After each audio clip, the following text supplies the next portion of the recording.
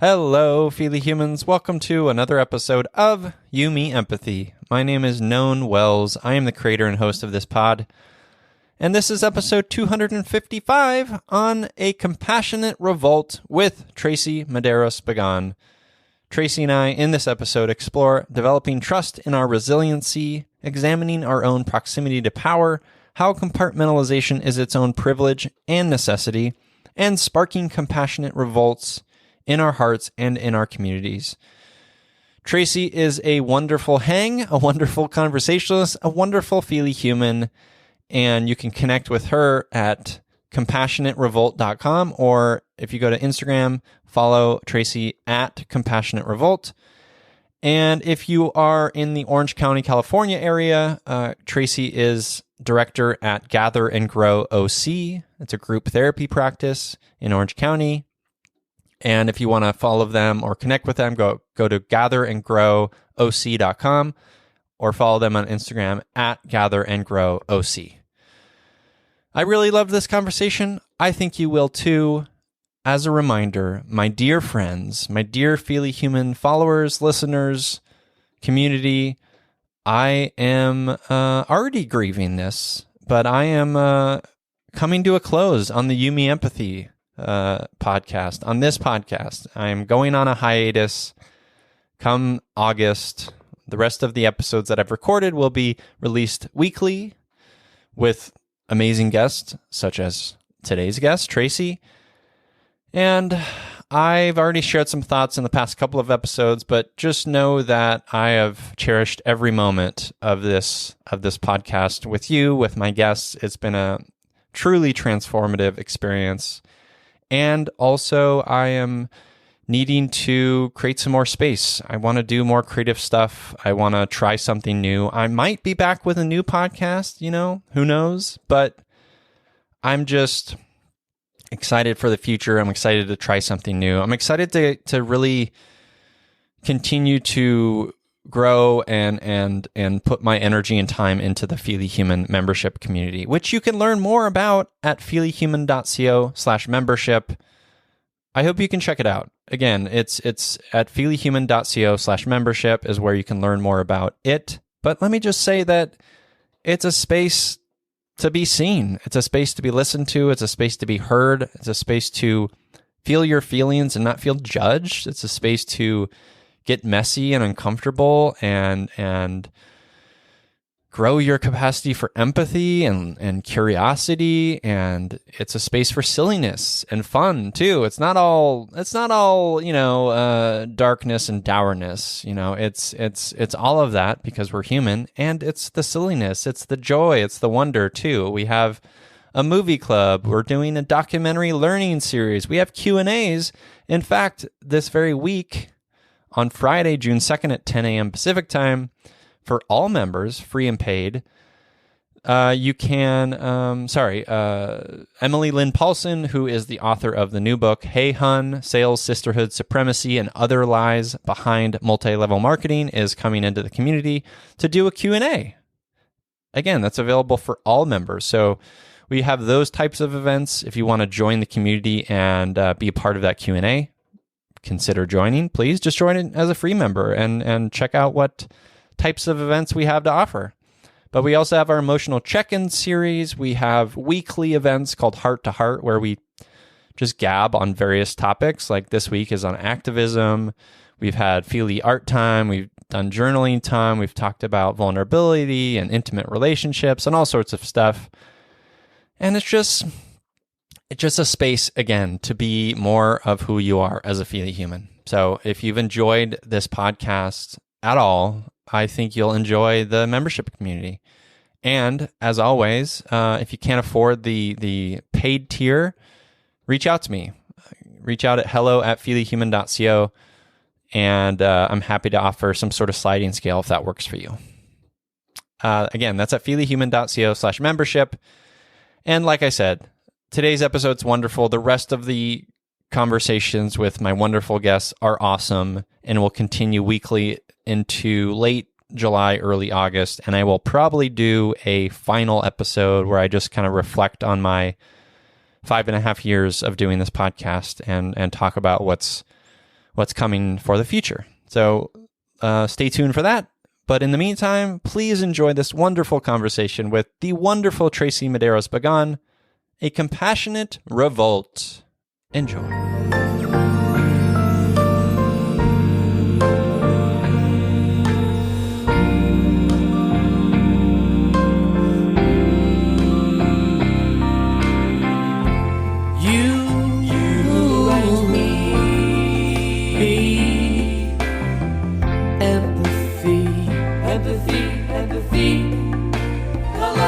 La la la, you, me, empathy, yeah, la la la. Welcome to You, Me, Empathy, the official podcast of the Feely Human Collective.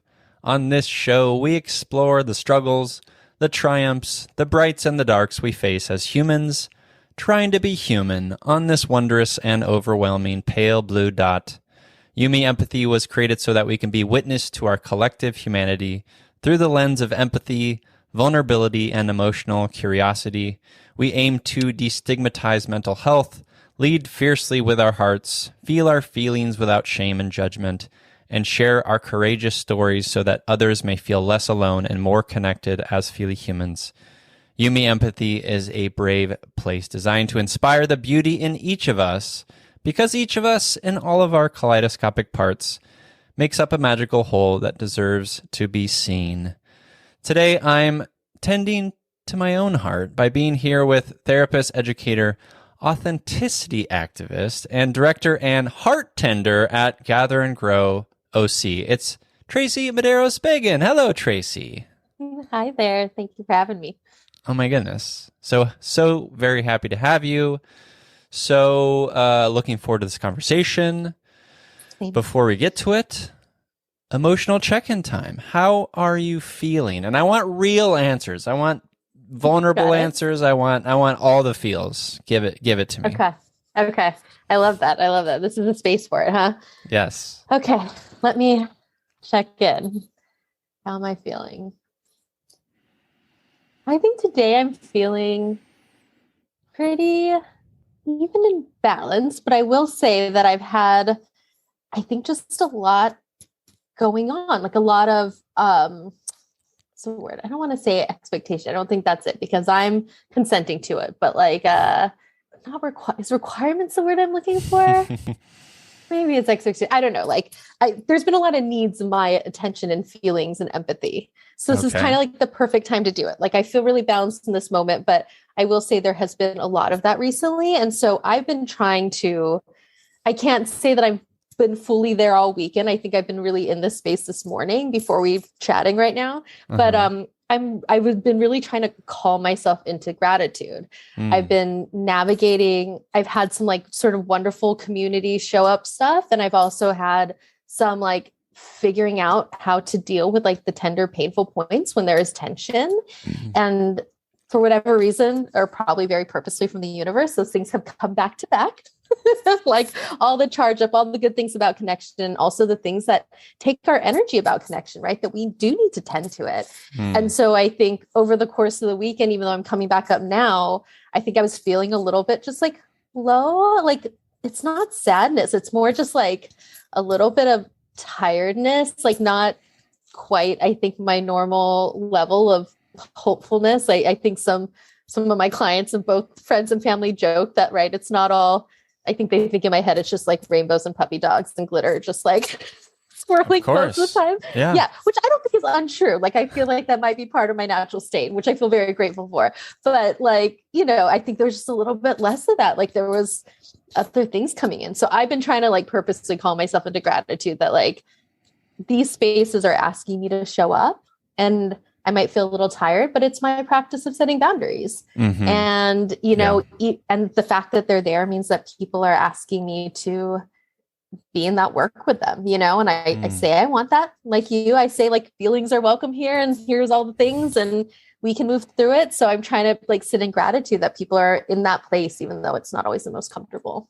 I love all of what you said, and I relate to a lot of what you said. And I love, what is true for me certainly is, yes, wanting to be in feely places and spaces and challenging myself in that way and getting deep and messy and like uncomfortable. Something like that's the state I want to be in. And yes, I've had to learn that I need boundaries. Yes, I've had to learn that I need to protect and armor myself from time to time, right? What you said about the you being this bubbly, sort of happy-go-lucky, like puppy dogs, etc. What I find interesting about that is, and this happens to all of us, right? Like people see us as that person, right? And you are that person, and you're so much more, right? And there's such a human, and I'd love to hear your thoughts on this, and your experience of this. There's such a human thing we do as we sort of assess people and see people and like witness people through our, day-to-day experiences. It's just easy to like, maybe it's a box, maybe it's like just surface level, right? Whatever it may be, it's sometimes easier to do that rather than sort of seeing more. Seeing more of a person, right? And all of their humanity and the messiness and because that's hard. That's maybe uncomfortable. That's a lot to hold. That's a lot of data, right? Whatever it may be. Like, I would love to hear your thoughts about that piece. Yeah, I think absolutely. I think it can be hard, although ironically, and this is of course my bias from the work that I do, it may be partly just how I move through the world, but I think that my bias is, if we could hold that, if we could find that place with a little bit more ease, that feel a little bit more organic in it, that actually like a lot of our interactions would probably be less painful. Like there would be so much more grace and understanding. But I think that's hard for a couple of reasons. One is exactly what you said. I would agree with that. Sometimes the boxes are easier. The world's already overwhelming. It's just a lot of data. Mm-hmm. And then I think the other thing that doesn't always get seen, and this is a piece that is very far from rainbows and puppy dogs for me, causes me great sadness, I think, on a day-to-day of what I witness. But I think it's hard a lot of folks have a really hard time with giving ourselves that grace and understanding. And giving it out is a practice that requires us oftentimes to do that internal work and to look.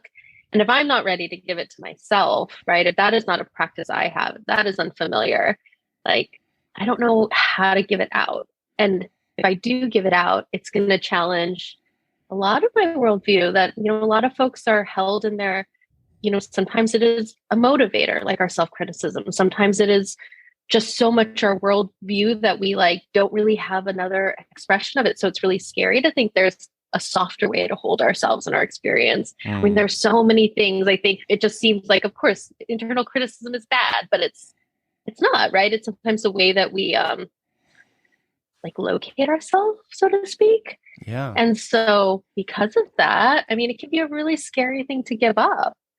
And so, I would love to see us all have more of that understanding of each other in this like more expansive way. And yet, like, I understand, I think the holdups around it. Yes. Yes to all of that. Yes to the understanding of the human thing that we put people and ideas into boxes. And yes to, we need to collectively get better at holding more. Because really it's like, at least initially, right? Initially, there is maybe some more discomfort. Initially, there is some more discomfort because of what we carry, what we assume, our biases, etc. Then once we're through that, it is a lot easier, right? Mm-hmm. Yeah.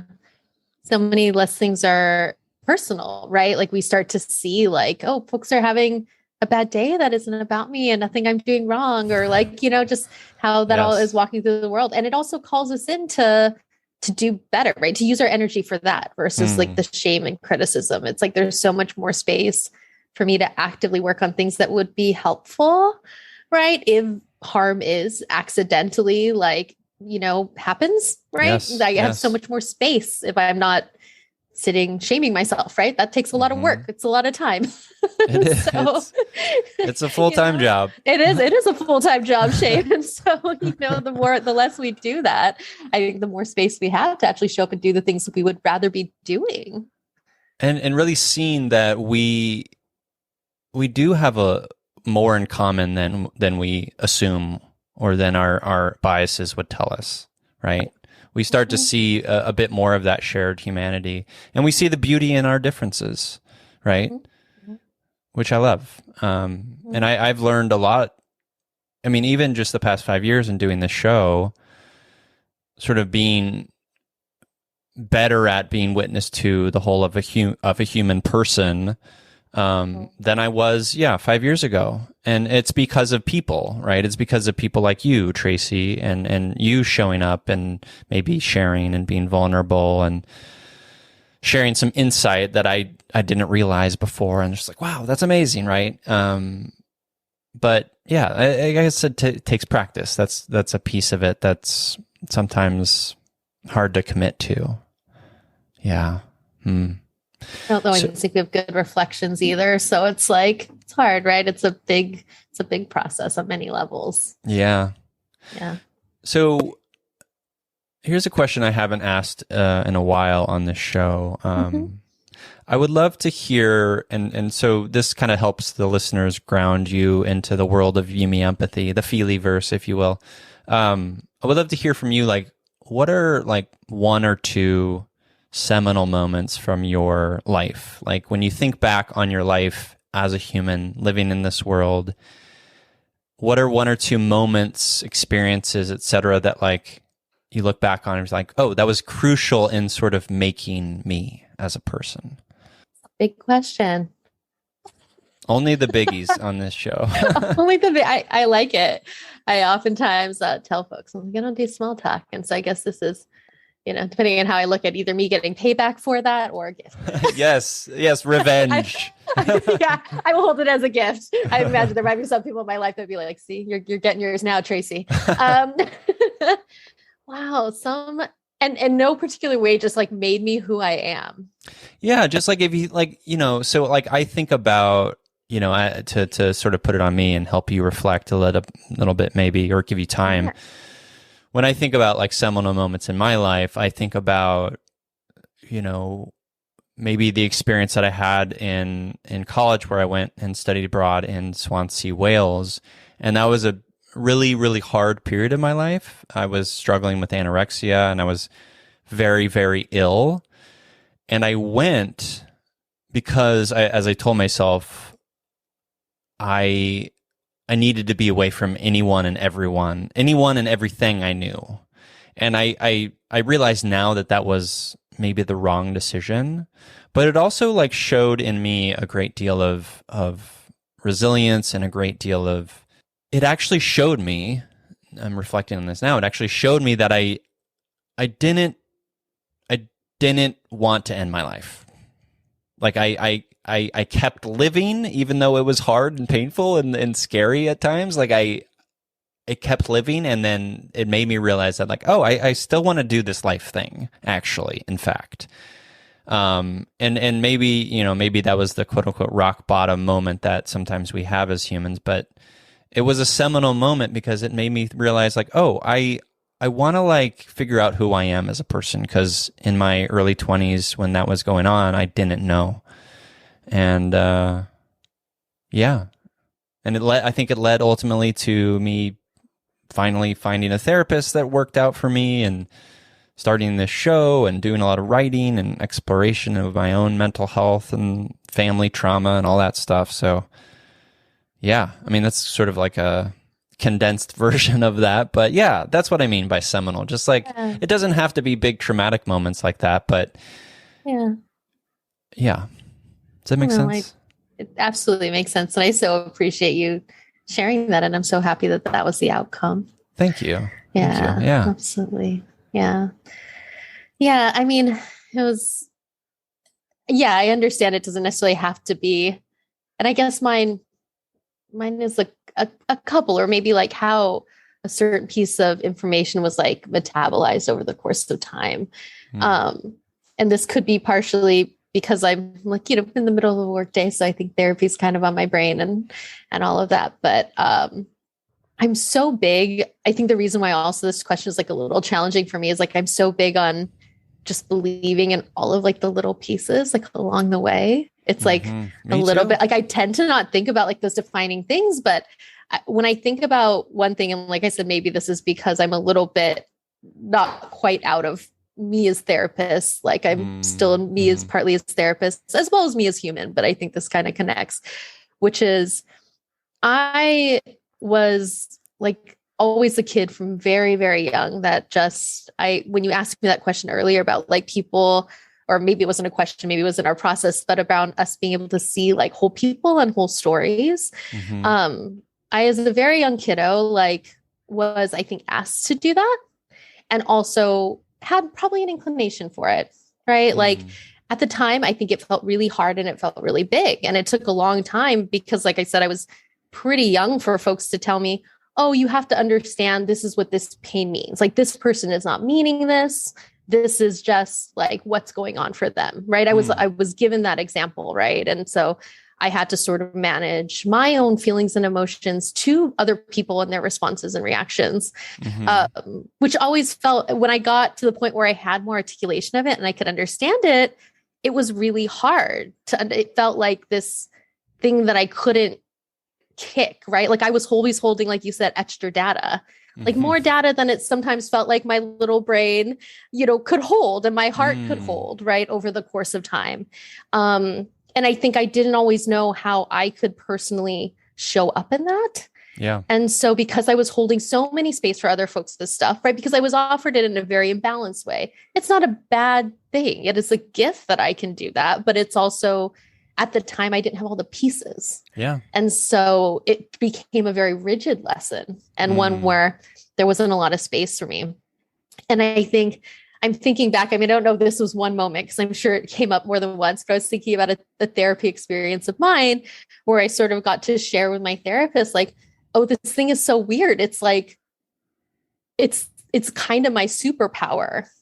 Right. But it's this thing that came from something that I particularly think is really hard. And that I actually spend a lot of my days inviting folks to not hold as much of other people's stories, or maybe to honor theirs higher, maybe not hold other people's stories, but to honor their story higher. I spent a lot of my work because of my theoretical orientation and the communities that I work with, inviting folks into doing that, and always being able to see, like, I tend to be someone who doesn't personalize a lot, just naturally, or maybe from that nurture point, like on forward, because I was asked to do that. So I tend to, as soon as something happens to me out in the world, my immediate thought is someone's having a bad day, someone this, someone that. Like that is my natural reaction, actually, mostly, which I know is not, I don't know if it's uncommon, but I know it's not everyone's response. Yeah. It's not. Yeah. Yeah. And so I think about like that moment where I got to name that in my therapy. And this was at a point in my therapy where I was also a therapist, right? And getting to say that out loud and like kind of affirm for myself, like both those sides of that story can be honored and held. I think I was a completely different human and therapist after that point, right? That I didn't have to kick it. I didn't have to only see it for its good, shiny bits, right? That it made me really good at this thing. But I also could hold that this thing was hard and in some ways harmful. And also it gave me this great gift and this great ability to see in a way that not everyone can. Yeah. I think getting to name that very clearly in a safe space, safe and loving and healing space was, definitely one of the things that I think shifted for me, both personally and professionally. Yeah. Yeah. I love that. Thank you for sharing that. That's very beautiful. It's like, a thing can be, maybe a burden and a superpower all at once, right? Yeah. I mean, I talked to a lot of folks who, grew up maybe in environments that didn't always feel safe. I certainly am that person. Sensitive folks, right? Highly empathetic folks, and had to learn to navigate with maybe not the tools, like you said. You don't have the full tool set as a teenager or as a middle schooler or whatever, but you develop, coping mechanisms or armor or protection, survival, etc. And and then that survival can become like beautiful, like superpowers, as you point out, which I think is so, kudos to you. I think that's hard to do, because often I know that I went from like survival tool to like self-destruction tool to, oh, I found out how to a way to hone this, wield this sword, if you will, right? Not to use violent imagery, but wield this superpower. And it's hard to do that, especially if it's coming from a place where you maybe feel alone in it, or you maybe feel like, oh, there's like no boundaries here, or I'm a little kiddo and I'm taking on too much. Did it feel like that in the moment, or was that a reflection later? You know, it's so hard for me to quite completely discern like what I put adult language to. Totally. I think it felt probably like unfairness and imbalance, mm-hmm. you know, and that could also be my adult brain thinking like, yeah, it must have felt like a tantrum, but like, which I'm not sure. But I think I remember feeling confused is maybe the closest thing that I think crosscuts both that very young age to being an adult now. Right. Mm-hmm. Like, and I hear that for folks, like we are sometimes move in worlds and interact in relationship dynamics in ways that like don't make sense. And whether that's us having neurodivergence or us being very neurotypical, but folks around us having some other struggle, or their lives coming like to a certain through nature and nurture in a way that they show up differently, right? And they don't know how to ask or get what they need clearly, right? So there's lots of things that can muck that up. Yeah. And so I think that feeling was like just very confusing, like in my brain wanting to make sense of it, but not quite being able to, you know, which is now I think why I can separate some of that now, right? In very complex ways a lot of times. But yeah, at the time, it just like wasn't the full tool set, right? Like, or I didn't have the capacity probably as like a little one to be able to understand that some of that was okay. Some of that shouldn't have been asked for. And then how do I show up myself in the middle of all that? Mm-hmm, mm-hmm. Yeah. Do you feel like that experience too was fuel for you to become a therapist and do what you do now? I mean, probably. I think when I got back to feeling into therapy, yes. My middle ground, which by the way, I love the idea of you being just this like feelings warrior. I don't think that's where it has to be violent, but like, I think my middle ground, it maybe didn't look to the outside world like the same kind of destructiveness, you know, and I feel very grateful that some of that stuff I didn't have to work back from. But I think it was just me not being it's not present. Like, again, there just wasn't space. Like I didn't make enough space for myself a lot of the ways in between.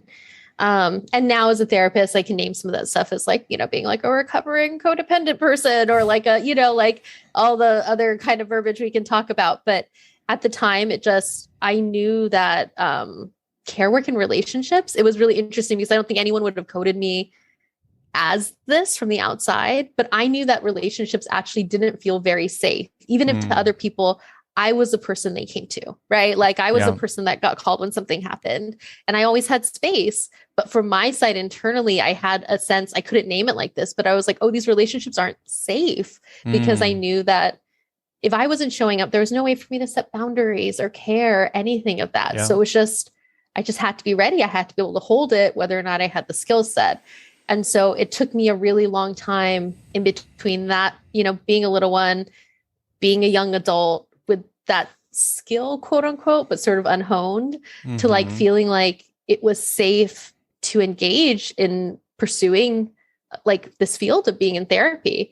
And I remember prior to it, I was like, oh, that's not going to be a good thing for me. Like, I just knew it. I couldn't tell you why, but I was like, it's not healthy for me, even though other folks probably saw me as the informal therapist in many friend groups. Right. I was like, that's not going to be good. Yeah. And it wasn't until I could clear up some of those personal relationships and take a little space and show up that I was like, oh, okay, now I can utilize this, right? Now this can be a skill for me versus just this way of being. I love that. That's really well said and really insightful. Did you, Like, what did, like you said, you didn't have the tools and maybe you were giving all of yourself to others, like, but also at the same time, like keeping it together. Like, I wonder, like, I think about this a lot, or not a lot, but recently I've been thinking about this, right? So you talk a lot about intersectionality, right? And the importance of reflecting on that, what that means for us humans, you know, in the context of the therapeutic relationship, et cetera, et cetera. You know, so I'm hearing you tell your story, a bit of your story and your experiences, and it makes me reflect on my own experiences naturally, right? So you mentioned I mentioned the destructive piece that I went through, and I wonder if that's a bit of my own privilege as a cis white man living in the world, where I can maybe be a bit more self-destructive culturally, right? Maybe that's a bit more accepted. Whereas maybe where you're coming from, maybe I'm making this up, but like, it's what I just thought about in the moment. Maybe where you're coming from, maybe you have to be more protected. Maybe you can't be so externally. I mean, I wasn't that destructive. But I did a lot of shitty things in my deep, dark, depressed world, as a kid. And, I regret it. And I have empathy for it, right? But like, I do wonder if there's a intersectionality conversation around that and my privilege as a person who could be more, you know, outwardly destructive or whatever. What are your thoughts on that? Am I full of shit? I certainly don't think you're full of shit. I like appreciate the stepping into accountability when no one is asking you for it. I would never be so bold as to think that like we could describe it so simply for anybody, but especially you who can see that. Like, I mean, yes, maybe. I mean, to a certain extent, like I certainly think my culture, my identity, all of it, right? Like there are studies. I mean, I can't like quote any for you right now, but like, right, in terms of like when we act out our stuff, like internally or more individually or more, you know, externally and all that kind of stuff. So yes, there are probably components to it, but I think there's so many things that complicate that when we talk about intersectionality, right? And all the pieces, it's like, even if we could lay out every single thing, which there's no way we could do about like, oh, you got this reflection, but I got this reflection, right? Like, I mean, who knows what tools, I maybe didn't have the tools to fully, like I said, metabolize that hard, like practice, right? Of like just having to understand everyone when I was really tiny.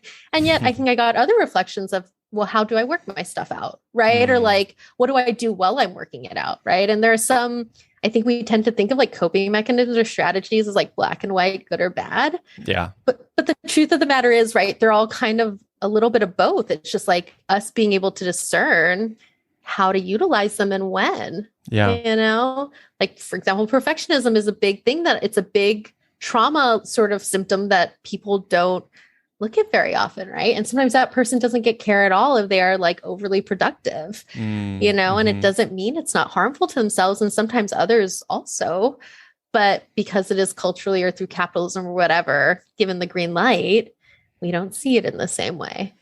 Oh yeah, they're producing, they're making stuff, they're contributing to this worthy, great right? machine, quote unquote. Yeah. I know, it's so backwards. Yeah. Did you feel? I mean, the painting you're describing of your experiences growing up sounds like to me that you did feel maybe alone at times because of those experiences. Or am I wrong? Or was there a sort of community around you? Because I know for me, like, you know, and going back to like my example about my destruction and my privilege, right? My parents were like deeply evangelical. So there's that intersection.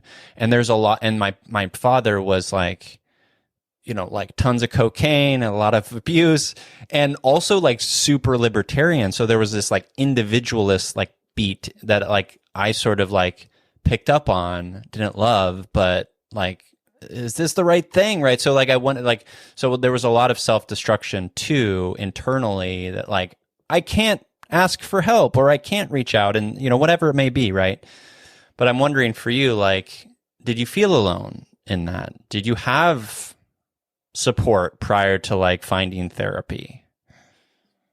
Yeah. I mean, Yes, I definitely felt, I think in very different ways and for very different reasons, certainly alone. I mean, I had in some semblances like certain support pieces around me, which again, as we speak to like how things showed up for each of us and why they showed up differently. I mean, there's so much to be said about that, like in what was going on around us, right? As we were having those big experiences and those big feelings and not having anyone being able to interpret for us. But how part of my like family of origins stuff, this is probably the most articulate way to describe it, stuff shows up. Stuff, yeah. With that intonation, I think part of how that shows up is like kind of a stuckness and a committedness to the story that will get us by. And that's certainly like, yes, we could certainly look back and look at, you know, API history in this country, particularly Japanese American history during the war and all that kind of stuff. Of course, like there is a reflection there, but also individually, just for my family, like that was a piece of it. So I think because I was the person who saw and wanted to talk about it, both in family culture and in bigger like culture, race culture, ethnicity culture, was not something that was really done and continues to be a challenge. I appreciate in so many aspects where my family has grown, and I certainly have great honoring of their resilience, as I do, you know, most families. I haven't met most families that haven't gone through anything, right? So it's like I really respect and honor that. And there is still a rigidity that I wish would shift. There's not a lot of trust. Even though I see them as resilient, I don't think there's a big trust in our resiliency or a big trust in our elasticity, which is a hard place. Like, you know, when you're someone who wants to be like, let's be in the feelings and the water energy and the movement and the fluidity and all that, like that doesn't go over very well. Yes. So I think that piece does feel very lonely sometimes. Yeah. You are the person in the family that kind of shows them the truth, you know, and that can be a lonely place. Yeah. Not always popular opinion. Sometimes, sometimes it's great, but yeah, not always. I'm not always a popular vote winner here. Do you feel like you are a courageous person? Oh, that's a good question. From my vantage point, you are, but I want you to reflect on it. I appreciate that. I appreciate that greatly. Oh, I wanna say yes to you. I think I can see some of that outside reflection, and I really very much appreciate it. I have great gratitude for it. And also I can see it in myself. I think there are moments when I feel courageous. I don't know if I can give myself yet. And I will hope that I say yet, because I hope that at some day I will be the person that will be like, yes, hell yes. I'm just like stomping through the world, kicking ass. I hope that someday that will be my quick answer. But I don't know if I feel like it is my natural state. Yeah. And I will have to reflect on what part of that plays into my intersectionality, that I don't necessarily see myself as that or give myself credit for it. But I appreciate that. Yeah. I will simmer in it longer. Good. Please simmer. Truly, I believe that anyone who is, especially doing the work you're doing in terms of like giving light and support and nourishment to marginalized groups, right, and identities in the world, right, and then you being this sort of like voice of truth and beauty and what is maybe hard in our sort of messiness as humans in your family system, right? Like that is, anyone who's doing that in the world is a hero to me, because like those are the things that disrupt systems, right? Like simply, like that's a very simple language, but like I believe that's those conversations, that truth, those, the being witness to the wholeness, right? Like that's all part of like disrupting the things that harm, disrupting the things that keep us from the truth, that keep us from deeper love and deeper empathy and connection with the earth and humanity. And those are all big words, but I believe it. So Yeah, you're courageous and a hero to me. So take that and simmer in it. Simmer in that shit. I will simmer. Just get nice and marinated. No, Yes. I really appreciate that. And I want to hold that. I think I don't know, it's an interesting place of contemplation for me. One of the things that I will sometimes joke about is being a closeted introvert activist, right? Is sometimes how I describe it. But I think I've come to a lot of, or have wanted to come to a lot of reckoning around how we make movement and how I personally make movement in this world and what I can see versus what I do. And this is not to debunk what you said, because I agree. Those are some things that do disrupt systems. And also, I'm also curious about what else we need and where we do need a stronger hand in that way and what that looks like. And that is so intertwined with so much other intergenerational trauma stuff and cultural stuff and, model minority versus other like minority folks in our country and all of that work, right? We all have a different story in that way. Mm-hmm. And so I think I have always tried to hold that this is how I can make change and to give myself grace for whether through culture or through personal inclination, like I cannot show up in the same ways as some other folks. Yes. So like, again, how do I honor it? And how do I ask myself or invite myself in to reflection that are there places I need to do more, be more? Are there places where my pushback needs to look differently to support my communities? Because I also don't want it to, I don't want to be complacent in it, I guess. Yeah. Yeah. And I really appreciate that authentic reflection, because I even as I hear myself say the words, I'm like, you're full of shit too, known. Like also, like yes, I am an introvert and I feel like I have a deep activism in my heart that sometimes is like messy and certainly like I think what you're speaking to, I think is another potentially example of my own privilege, right? And where you're coming from and how we are different too, which I think is important, right? So I want to hear from you, like, you do a lot of care and you talk a lot and you write a lot about caring for marginalized people. Why is that important? Why is it hard for some people to allow people to be who they are? Why is that hard? It's not hard for me. Maybe it's sometimes hard for me. I don't know. I'll have to simmer with that too. I don't think it's hard for me, but like, why? Let's start there. Why do you think it's sometimes hard? I'm all over the place. This is my brain.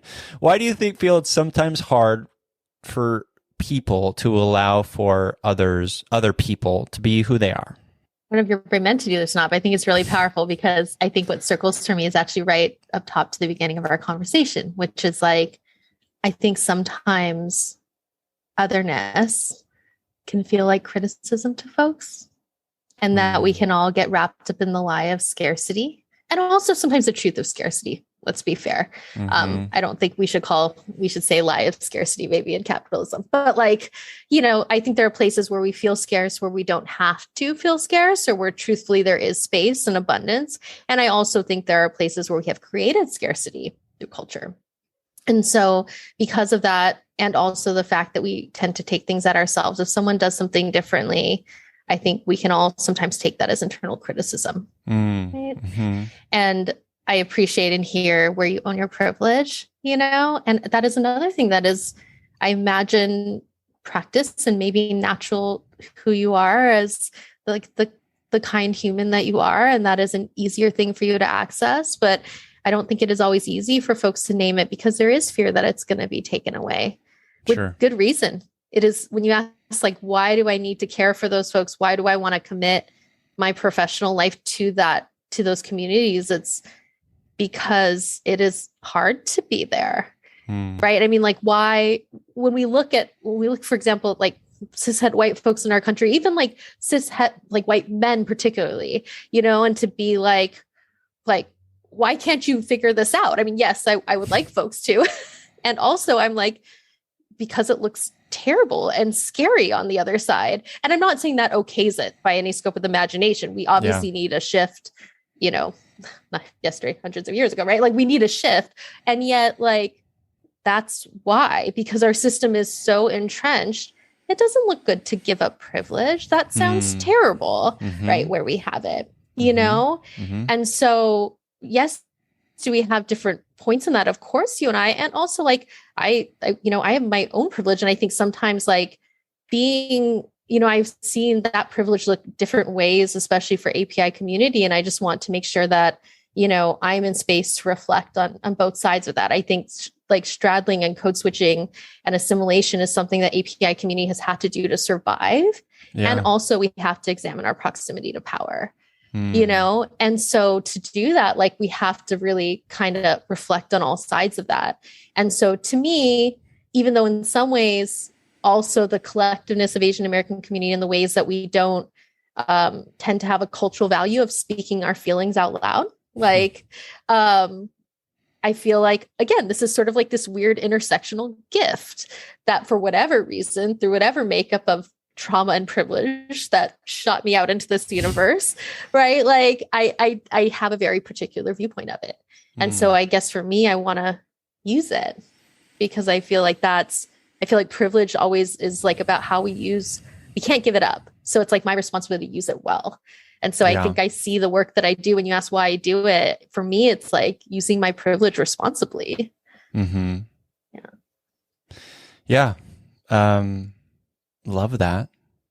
I love that so much. Yeah. I mean, it's, like the idea of, like right now, I believe there are over 240 anti-LGBTQ bills on the docket in 2022, most of them targeting trans folks. And I think about that, and on sort of one level, I'm like, what the fucking shit? Like, are we really here? Like, this is bonkers. Like, how is this possible? And then, of course, as I like think about that, I tend to understand. I think I understand. Okay, yes, there's fear of losing power, right? There's fear of the discomfort. There's fear of what challenges our ideas about the world, right? There's our weird biases and assumptions. Like there's all of that, right? And I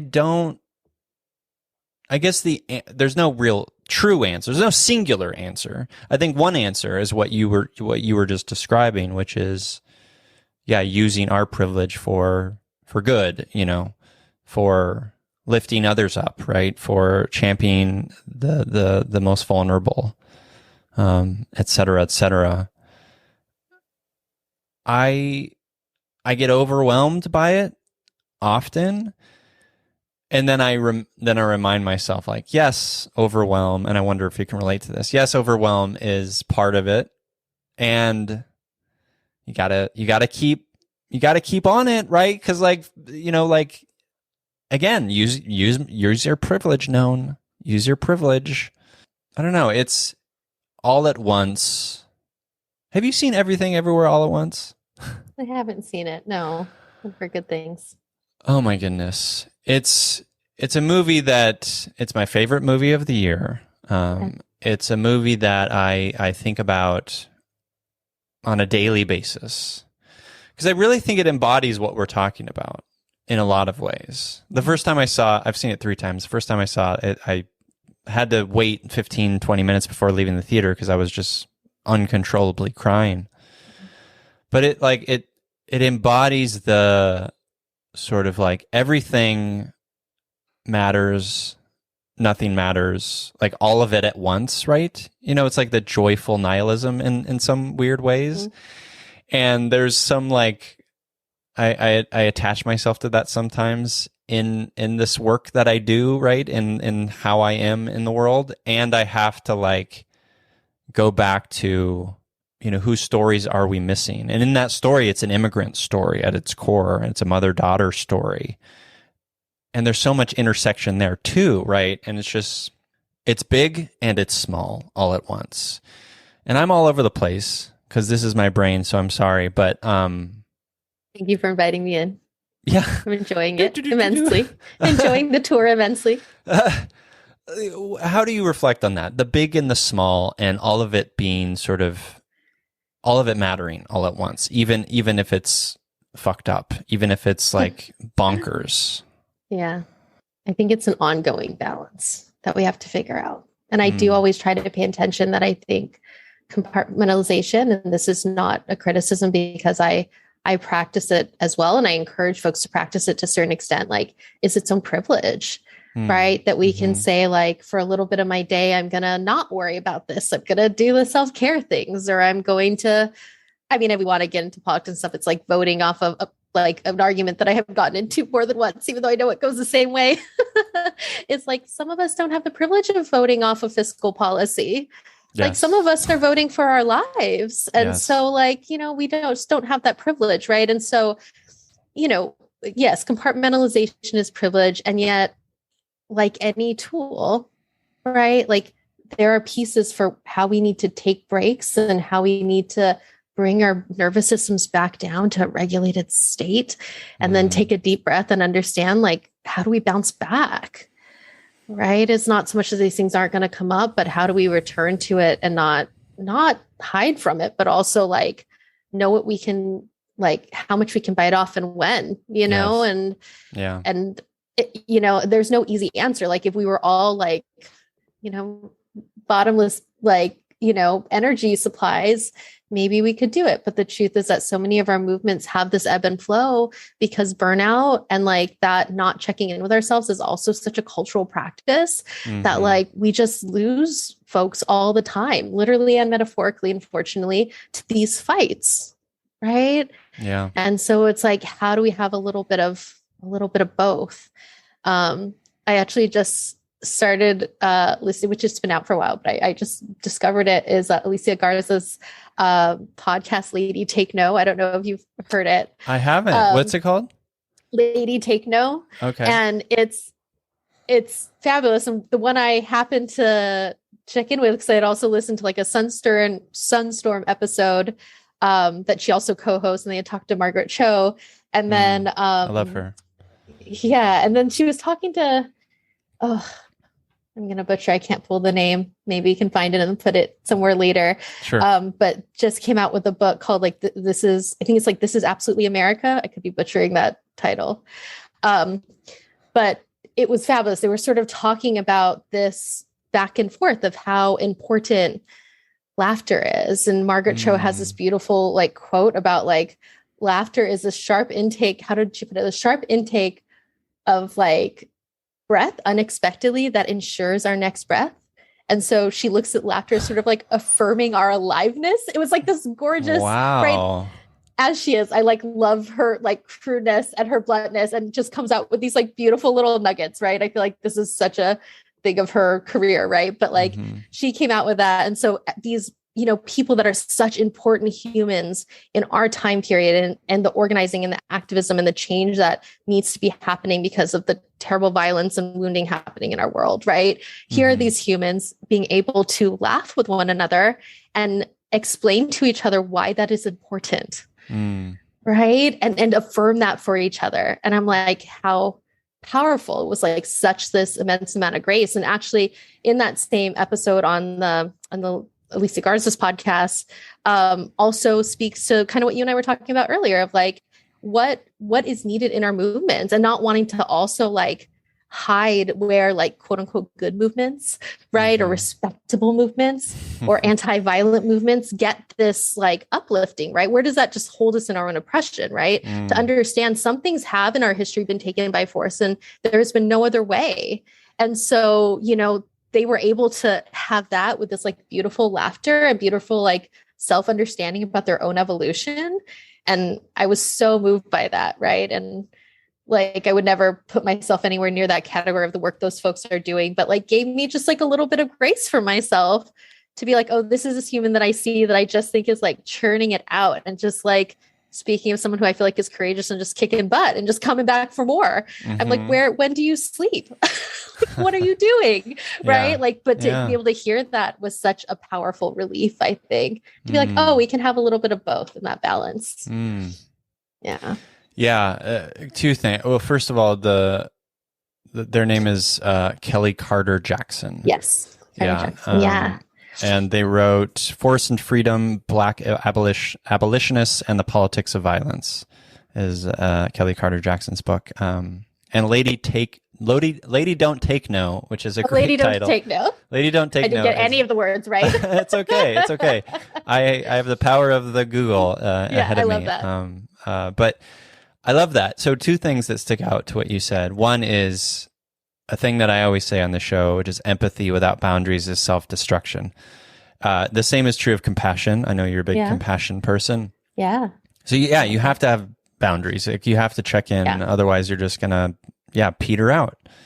The other thing, right, is we need each other. Like you finding grace and finding this mirror in this other like inspiring human to like reflect back on like, oh, I need to like give myself moments of laughter as an example, right? Beauty of connection, right?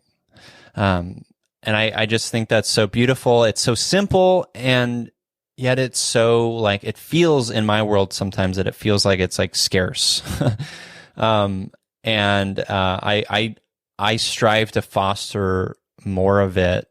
And I think it's been strangely harder as I've grown older to like foster more of that connection in my life and more of that like, oh, I'm inspired, right? Like, how do I like bring people into my universe who inspire me? Not simply to fill me up, but to like, let's be mirrors for each other in that mushy empathy way, right?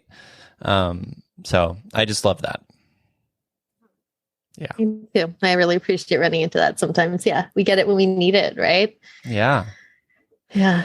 So how, like, you work in Orange County. I live in Orange County. Folks know this about me, who listen to Feely Humans. And as you all know too, that talking to the listeners now, you know, Orange County as a whole, like, can sometimes be a weird place. Sometimes like there's weird like conservative pockets, right? Huntington Beach as an example, et cetera, et cetera. You know, you are doing work, Traci, that is, you know, sometimes like feels like antithesis to Orange County culture, right? And that's, I know that's a little bit, you know, I'm being like, I'm painting with a broad brush here, but like, have you felt that at times? Have you come across like having to like put your armor up and like protect your practice and protect your space in sometimes a conservative world? I mean, yes, like we went blue, maybe a year, like the last cycle, but like still, it's been like historically very red.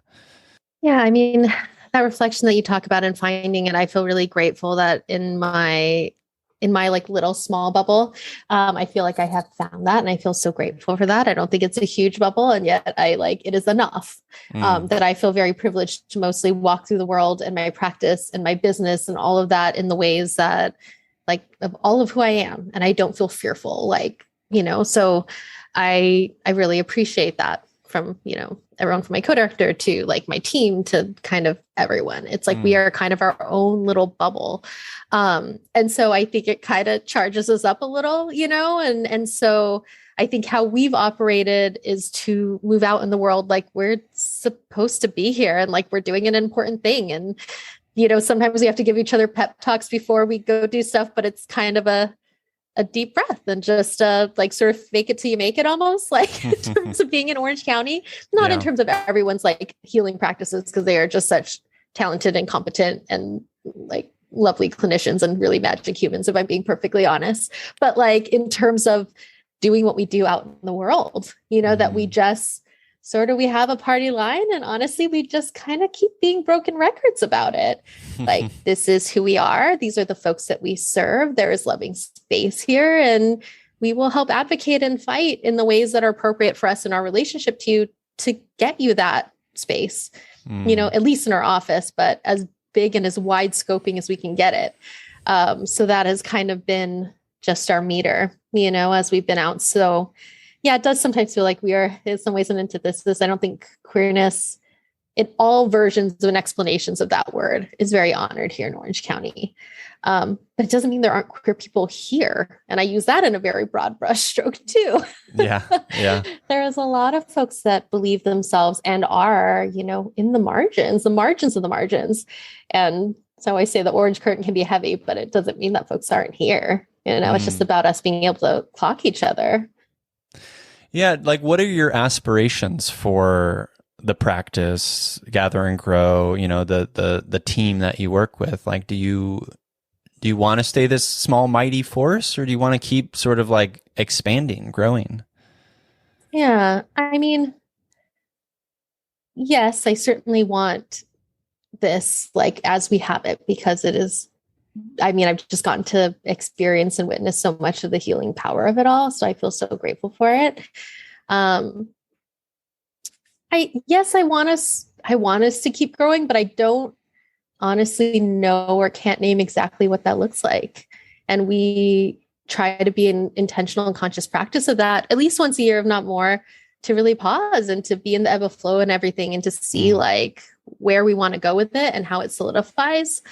But by and large, I've been so grateful for the visions that have already been like manifested into being. Like, I'm very, very happy with it. And also like, I would love to serve more folks, and I don't know exactly what that looks like, but, I would like us to keep being open to doing that. Good. I'm glad. That makes me happy. Thank you. I appreciate that. Well, I could talk with you forever. So let's do it. Let's talk forever. Yeah. Let's just keep going. Yeah. The We got to get that walk in. podcast. I know we talked about that. We will get that walk in. Yeah. Yes. Well, let's wrap up talking about our empathy heroes.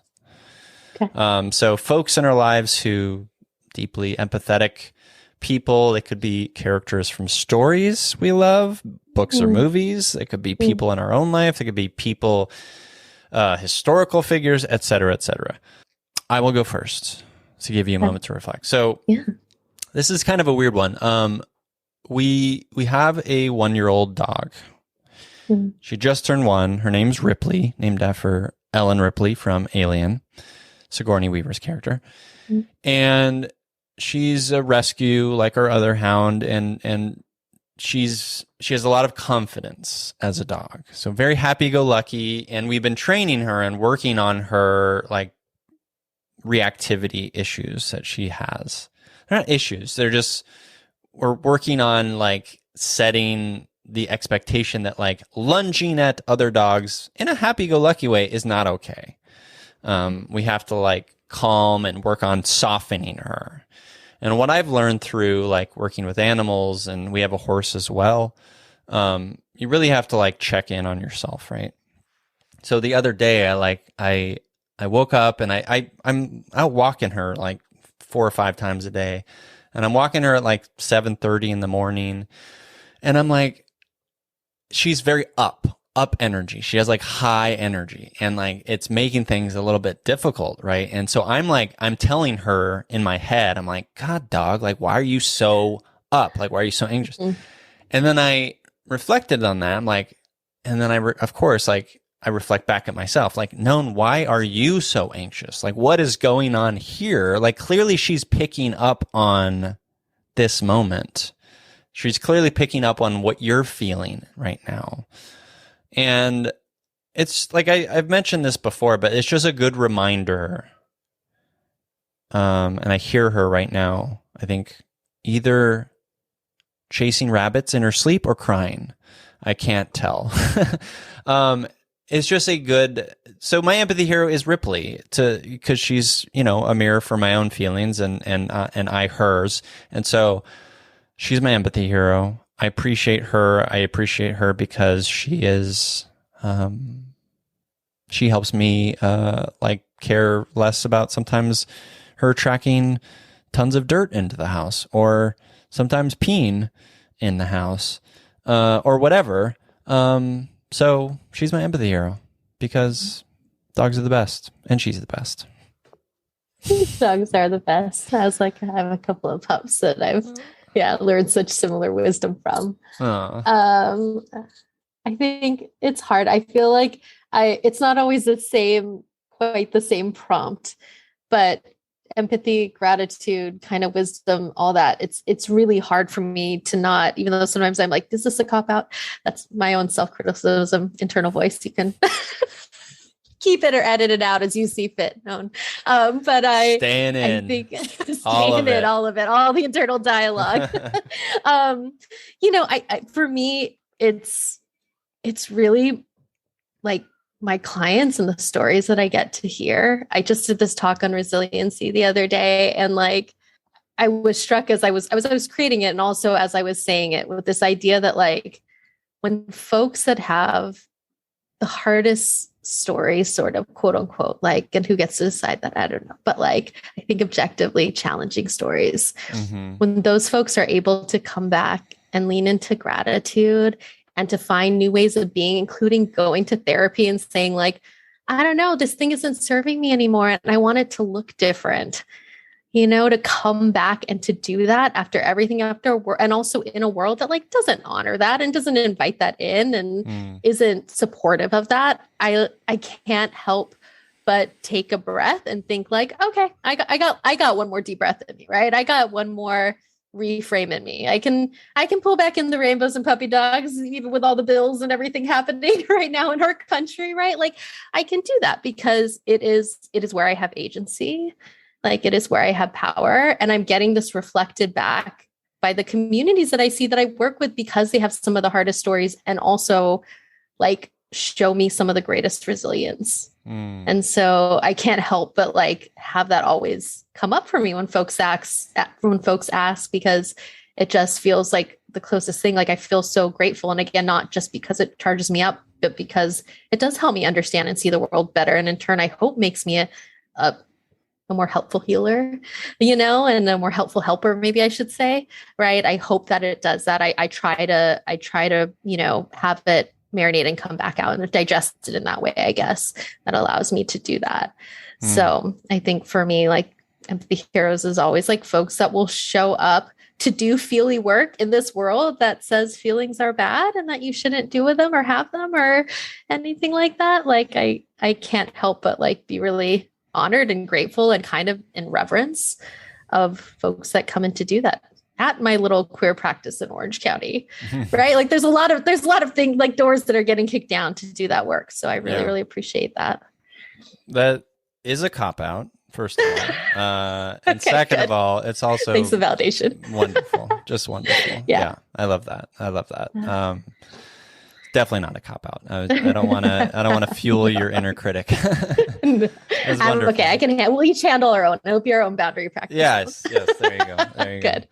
Well, I love that, and it's wonderful. I feel the same about anyone who does that. So, shout out to all of Traci's people, clients, etc. This has been such a delight. Thank you for being a part of it.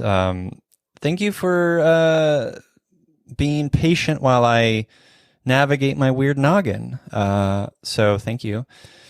Where can the listeners connect with you? Learn more about the work you're doing, learn more about who you are, and all that jazz. You can find my practice, my personal practice at compassionaterevolt.com and also at Compassionate Revolt on Instagram, and then gatherandgrowc.com and at Gather and Grow with C on Instagram to kind of keep up with things and to see what we're doing. And a lot of times to see the brags of the cool folks we get to work with and all that. So your delightful brain and your podcast will come through those channels as well. And so, yeah, I think those are the places if folks want to touch base is where you can find us. Great. Well, listeners, those links will be in the show notes at feelyhuman.co. Traci, what a delight. Thank you for being a part of this. Thank you. And yes, we need to get that walk in. Yeah, sounds good. Yeah. And to listeners, as I always say, I'm here, you're here. We're here together on this wayward, overwhelming, awe-inspiring pale blue dot. We have each other. It's you, me, empathy.